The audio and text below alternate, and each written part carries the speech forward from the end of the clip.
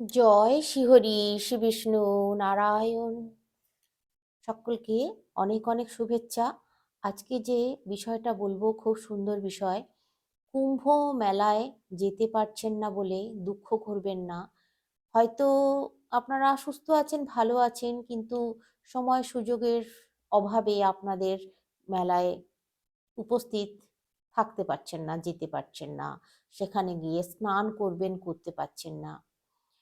কুম্ভ মেলা তো শুরু হয়ে গেছে।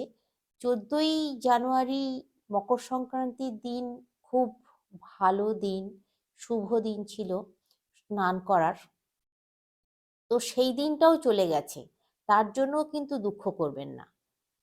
5টা দিন আপনারা পাবেন, শুভ সময়, শুভ দিন।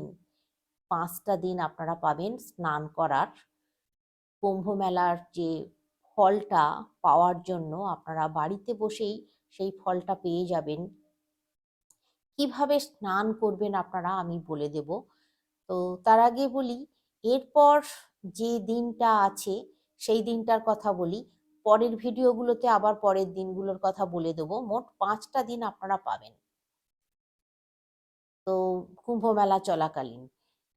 এরপরে যে দিনটা আছে সেই দিনটা হচ্ছে 29শে জানুয়ারি। 29শে জানুয়ারি মৌনী অমাবস্যা। এই দিন আবার রটন্তী কালী পুজো আছে। এই দিনটা খুব ভালো দিন। এই দিনটাতে আপনারা স্নান করতে পারেন। যাদের কাছে পুকুর, নদী, সমুদ্র আছে তারা অবশ্যই পুকুর, নদী, সমুদ্রেতে স্নান করবেন। খাল বিলে করলে কিন্তু হবে না। খাল বিলে যদিও নদীর জল এসে প্রবেশ করে, কিন্তু তাহলে কিন্তু খালে করলে চলবে না। ওই নয়নজলির খাল টালগুলোয় অনেকে স্নান করে নদীর জল আছে ভেবে, কিন্তু ওখানে করলে মোটেই চলবে না। এটা মাথায় রাখতে হবে। এরপরে যেটা বলছি সেটা হচ্ছে আপনাদেরকে মানে নদীতে ডুব গেলে স্নান করতে হবে, ডুব দিয়ে, সম্পূর্ণ ডুবে স্নান করতে হবে। আর আমি মহিলাদের জন্য বলবো, তারা অবশ্যই কিন্তু চুল খুলে চান করবেন। সম্পূর্ণ চুলটা খুলে দেবেন, দিয়ে স্নান করবেন। তাতে মানে ভালো হবে আর কি, আপনার পুরো শরীর ভিজলো, মাথার চুল সহ। ডুব দিয়ে যখন স্নান করবেন অবশ্যই কিন্তু নারায়ণ নারায়ণ নারায়ণ বলবেন। এরপর আমি বাড়িতে যে স্নান করবেন, বাড়িতে স্নান করার ব্যাপারটাও বলে দিচ্ছি। বাড়িতে যখন স্নান করবেন বাড়ির জলেই করবেন। সেই বাড়ির জলে আপনারা একটুখানি কাঁচা দুধ,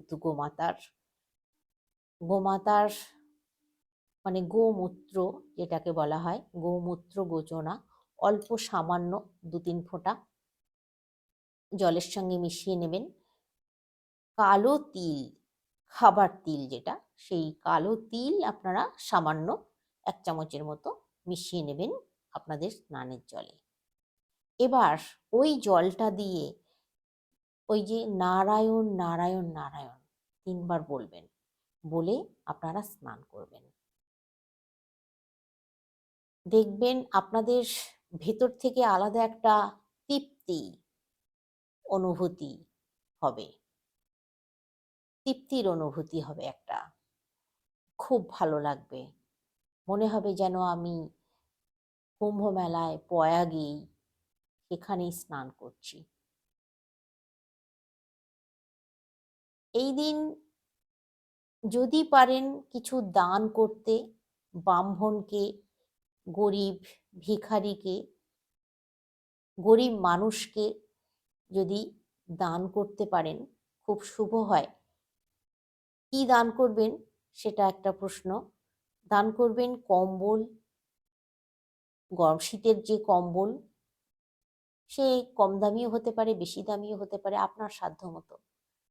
কালো তিল, একটা ঘটি, স্টিলেরও নিতে পারেন, অথবা যদি পিতলের সম্ভব হয় পিতলের ঘটি, ঘটিতে 1 ঘটি তিল কোনো ব্রাহ্মণকে দান করবেন, খুব মঙ্গল হবে। তিল দান করা কিন্তু খুব শুভ ব্রাহ্মণকে, এটা আপনারা করবেন। আর আগামী দিনে আমি আমার ভিডিওগুলোর মাধ্যমে পরের যে ডেটগুলো আছে, ভালো স্নান মানে স্নানের যে ডেট আছে, সময়ও আছে, সেই সময়টাও বলে দেব। আচ্ছা, আমি হয়তো এই 29শে জানুয়ারির সময়টা হয়তো এর মধ্যে বললাম কি বললাম না খেয়াল করতে পারছি না।